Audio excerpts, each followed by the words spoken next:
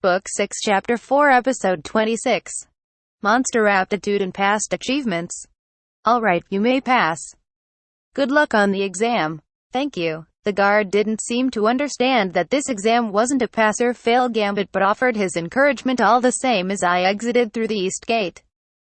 What I saw looked distinct from the north or south gates. Wooden fences stood on each side of the road. There were pens containing cows and horses, and there were even large monsters I had never seen before. It felt like a farm. I walked a bit further to a large building that belonged to the Tamers Guild. A tower that looked like a silo was next to it, so I could really only see this place as a farm. Many of the people there were in work clothes, and if I didn't know any better, I would have thought this was a rest area. Right in front of me as I entered the building, the people standing at the reception desk were in casual and comfortable outfits. "This way, please," a woman at the reception desk said. She seemed to think I was lost. "Nice to meet you.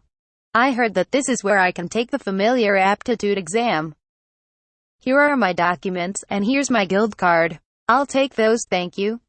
Ryoma Takebayashi. "I see this is your first time. The meeting grounds are back there. Just go straight down the hall and enter the room at the dead end. Then give this to an employee, as long as they're not busy with anything." "Thank you." I followed the path to the left and entered the room at the end of the hall. There were benches on the right side of the room and 5 counters on the left. It was like a waiting room at a bank. I didn't see a lot of people waiting for the aptitude exam, though. Only 2 of the counters were open and taking customers, and only 1 person was waiting on a bench. "Oh, sit down at an open counter and wait your turn, please," a woman said and rang a bell, presumably to call an employee. I sat at the counter closest to the front of the room right around when I heard a door open on the other side of the counter. "Sorry about Ryoma, Mr. Smith. Why are you here? This is part of the Tamers Guild, you know. I do work here sometimes when I come around for inspections.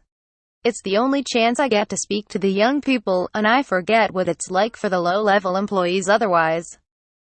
"So you're here for an aptitude exam? That reminds me, I don't think I recommended that you take one when you first registered. I went straight to the Adventurers Guild after that, so that's probably why. I also had no intention of trading out my familiars for different ones. And I still don't. Honestly, that's fine. But it doesn't hurt to know what monsters you're compatible with," Taylor said, then wrote something down on a document and pointed to a door across from the one I entered through. "Let's get started right away. We have some monsters for exam purposes back there." On the other side of the counters, there were 2 adjacent doors. When I passed through one, I smelled something rotten. It was like I was at a zoo, or maybe a pet shop. There were many small cages in the room that contained a wide variety of monsters.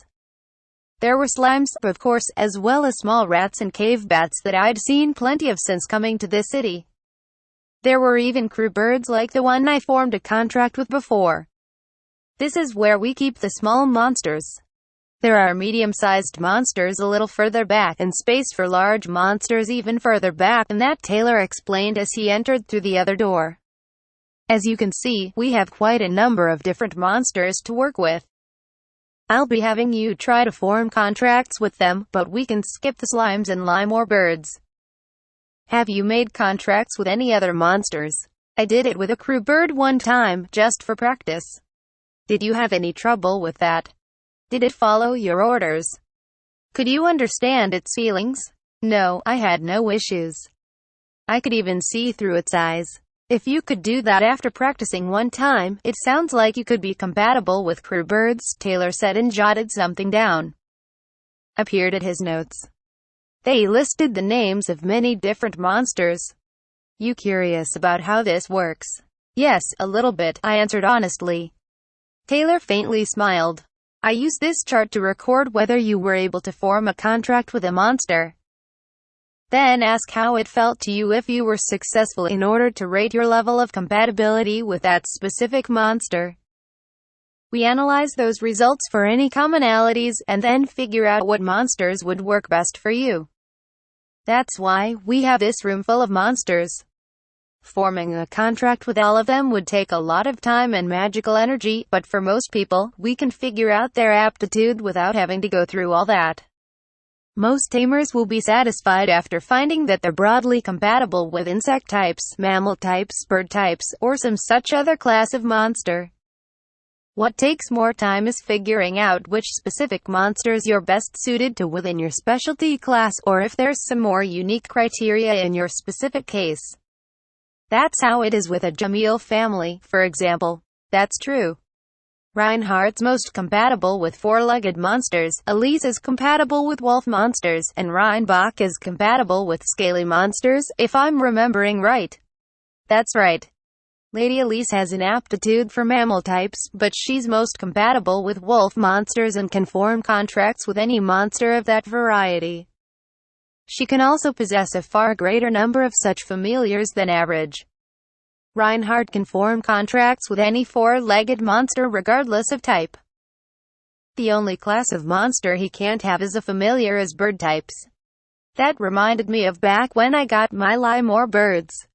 Elia's Limor birds wouldn't even let Reinhardt get near them. What about Reinbach? He's something else entirely, like a combination of everything good about Reinhardt and Elise's aptitude without any downsides. He can form contracts with anything from lizard men to dragons as long as they have scales, and he can possess a lot of familiars too.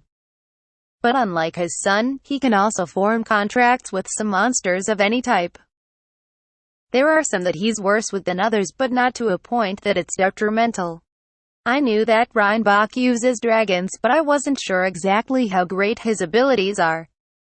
That sounds pretty impressive. You didn't know? There are whole books about him. I thought the whole country knew. Really? Sounds like you've been living under a rock. I heard he's done some great things in combat in the past and that he's on a level greater than Elise. But that's about it. The most famous stories about him would revolve around his fights, yes. And he is certainly on another level.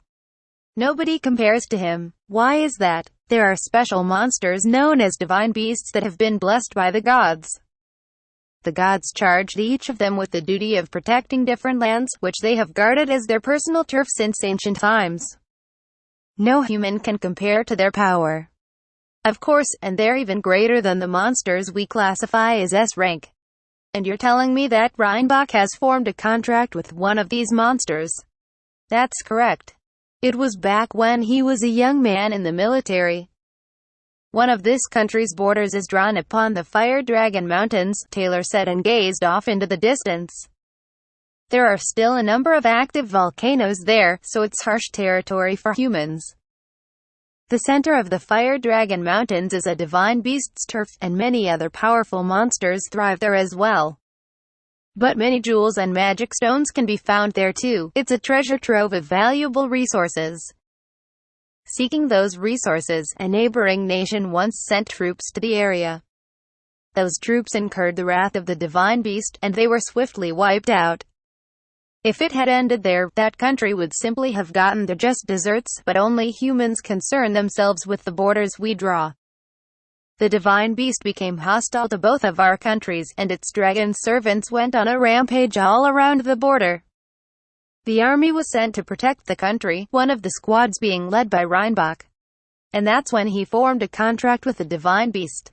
Yes, that was the only solution. It costs many lives to slay a single dragon, but there were up to a dozen at once on the battlefield. They say that attempting to fight would have brought about our demise.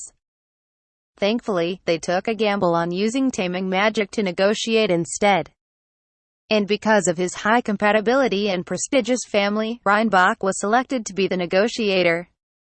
Nobody expected it to work though, but he was able to negotiate with the divine beast.